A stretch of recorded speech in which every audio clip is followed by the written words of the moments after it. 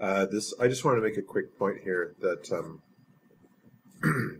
it's kind of weird that Christians will say when we're talking about how evolution is the currently accepted theory and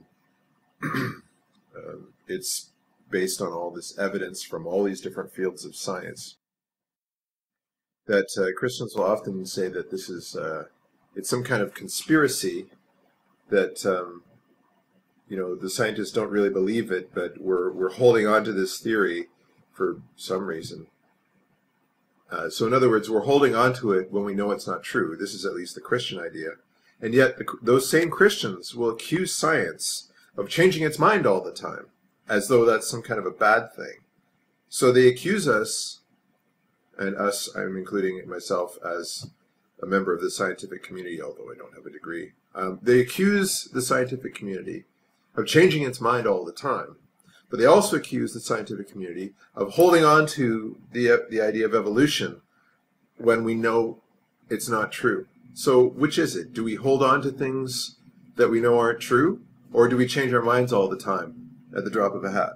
I mean, the thing is, we do change our minds when new evidence shows that our previous idea was wrong.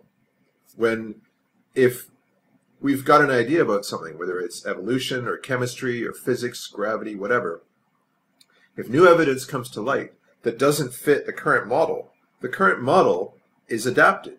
And if the model can't be adapted, if there's some fatal flaw in the model that cannot account for the observation, then the model is chucked. We don't hold on to it when we have clear evidence that it's not the case.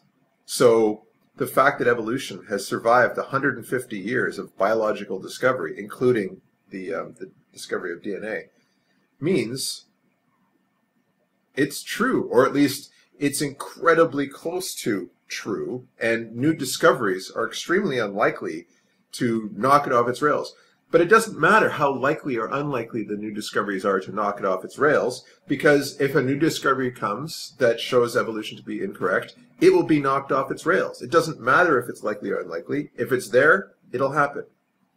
So for now, it's the model that we use. It lends, and this is very important, predictable, testable outcomes. We can come up with some kind of a test, predict the result, do the test, and get the result.